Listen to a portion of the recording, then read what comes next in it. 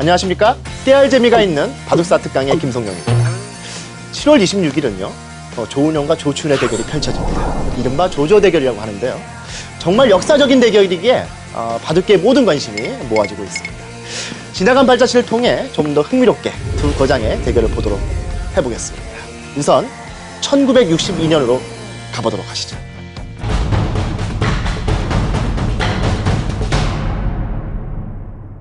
(1962년 8월 1일) 만 6살의 조치훈은 조남철 구단의 손을 잡고 김포공항에서 손을 흔들며 일본으로 떠납니다. 이른바 조기 유학을 떠난 건데요. 이에 만 9살의 프로가 된 조은현도 1년 후 똑같이 일본 유학을 떠납니다. 왜 조기 유학이 이렇게 이루어졌을까요? 일본은 50년대 전후 복구 작업을 마치면서 급속한 경제 성장과 함께 60년대 새로운 방식의 시합들이 열리게 됩니다. 바로 한 예로 1인자와의 그 상징과도 같았던 명인도 타이틀전이 되면서 이 시기를 통틀어 일본 바둑계는 타이틀전 전성시대라고 말합니다. 이 타이틀전의 그 첫 수혜자는 바로 면돈날 사카다 에이오 구단입니다. 61년 본인 방정 9연패를 이룩하며 그 10연속 우승에 달성해 그 눈앞에 둔 다카가와 구단에게 승리를 하게 되죠. 이어 새로운 기전이었던 63년 제2기 명인전에서도 후지사와 슈코에게 도전해 4대3으로 극적인 승리를 하게 되는데요. 본인방 가문 해체 이후 세습이 아닌 실력으로 첫 명인 본인방에 올라 1인자의 자리에 오릅니다. 반면 우리는 어땠을까요? 부록에 접어든 나이였지만 조남철 구단이 독주하는 상황이 계속 이어집니다. 바둑계 앞날을 위해서는 참 큰 결단이 필요한 그런 상황이었는데요. 유망주였던 김인과 조상현을 선진 기술을 익히고 오라고 바로 일본 유학을 보내게 됩니다. 군복무 때문에 1년 만에 돌아온 그 김인은요, 조남철에게 도전했습니다. 하지만 조상현은 좀 달랐어요. 자신보다 한참 어린 일본의 기재주들을 보면서 생각을 좀 바꾸게 되는 거예요. 더 어린 나이에 기자들을 보내서 그들과 처음부터 경쟁해야 된다는 걸 깨닫게 된 겁니다. 바로 조치훈의 친형이었던 조상현의 현명한 판단으로 조기 유학이 더 빨리 이루어지는 계기가 되었습니다.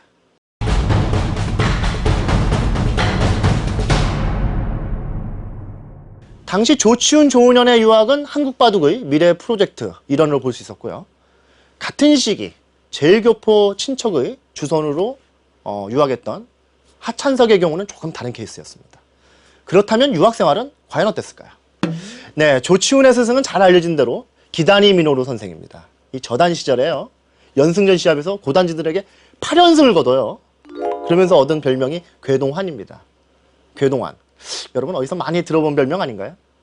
네, 맞습니다. 바로 초단 시절 세계대회에서 레이핑 구단을 이겼던 목진석에게 궤동이라는 별명이 있죠.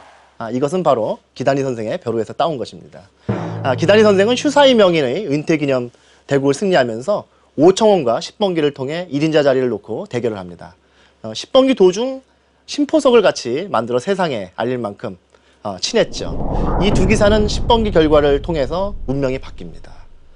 승자 오청원은 계속된 도전자들의 그 10번기를 통해서 20년간 최고의 자리에 서지만 반대로 패했던 기다니 선생은 오히려 제자 양성에 더 힘을 기울이는 상황으로 변했습니다. 조춘이 유학할 때는요, 도장에서 공부한 우수한 인재들이 속속 프로가 됩니다. 일본 도착한 다음 날인 1962년 8월 2일에는 도장 100단 돌파 기념대회가 열릴 정도였어요. 그 인솔했던 조남철 선생도 동문이었기 때문에 마찬가지로 참석을 합니다. 이때 이제 조치훈이 기념행사 그 바둑을 두게 됩니다. 당시 6단이었던 임해봉과 5점 공개 지도대국을 하게 되는데, 당시 사회자가 이런 얘기를 해요. 자, 조치훈에 대해서 이렇게 말합니다. 여러분, 이 애는요 6살입니다. 태어나서 바로 바둑을 배웠어도 6년밖에 안 돼요. 라고 소개를 하니까 빵 터졌겠죠. 예, 당시에 그 관전했던 그 바둑 팬들이 조치훈에 대해서 확실하게 알기 시작합니다. 반면 조은현은요, 조치훈이 유학한 60년 10월 국내에서 입단을 하게 됩니다. 49살의 입단은 이제 전 세계 신기록이기도 하고요. 또 63년 1년 후지요, 2단에 승단을 합니다. 그리고 나서 이제 10월에 일본 유학길에 오르는데, 이것이 이제 조치훈과 좀 다른 점입니다. 스승도 좀 달랐어요. 스승은 이제 세고의 겐사쿠 구단인데요. 일본 기원 창립에 공을 세운 대원로기사입니다. 이 당시에 74세 고령이었다고 합니다. 이 첫 제자가 바로 관석연 총수를 지낸 하시모토 우타로 수많은 타이틀도 따냈고 천재 우타로로도 유명했습니다. 특히 이제 스승의 밀명으로 1928년 중국으로 가서 오청원 선생을 데리고 와요. 그런 결정적인 역할을 한 것으로 아주 유명합니다. 이 세고의 선생의 두 번째 제자가 바로 오청원이고 세 번째 제자가 조은현이 되는 거죠. 한중일 최고기사 3명을 가르치는 스승, 그것이 바로 세고의 선생을 더욱 유명하게 만들었습니다. 젊었을 때 제자였던 앞에 두 기사와 달리 너무 늦게 이제 제자를 받았어요. 조은현은. 이 말년에 받은 조은현에게 기술적인 면을 가르치기는 좀 어려웠어요. 정확히 표현하자면 정신적인 스승, 그리고 후견인에 가까웠습니다. 이 바둑의 기술은 오히려 후지사와 슈코의 그 연구실을 다니면서 배우게 됐다고 합니다. 6살의 조춘과 달리 어렸어도 이미 프로 2단이었던 조은현의 경우는 다시 일본에서 검증 작업을 거칩니다. 근데 결과가 참 어이가 없어요.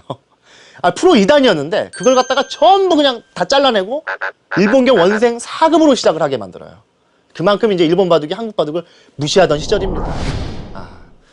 조은현 구단은 원생 4급으로 다시 시작을 합니다. 일본 유학 3년 반 만인 67년에 입단대 본선에서 9승 1패를 기록하면서 다시 입단을 하는데요. 입단 동기들이 재밌습니다. 바로 하찬석 구단 그리고 한 살 많았던 고바야시 고이치 구단이에요. 조치훈도 다음 해인 1968년에 입단을 하게 되는데요. 본선에서 12승 4패를 기록해서 당시 2위로 프로가 됩니다. 입단 신기록은 이제 1년 만에 만 11세 조치훈에서 바뀌게 되지만 67년까지의 신기록은 조은현도 가지고 있었습니다. 두 기사가 입단할 쯤에 시대가 변하게 됩니다.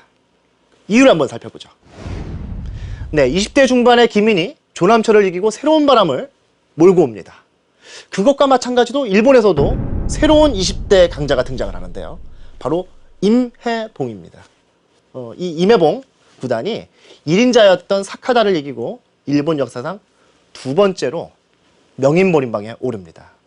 당시 일본 바둑계는 10대와 20대 초반에 유망주들이 아주 많았어요. 기다리 도장 제자 중 가장 아름다운 바둑을 둔다고 했던 기사가 있습니다.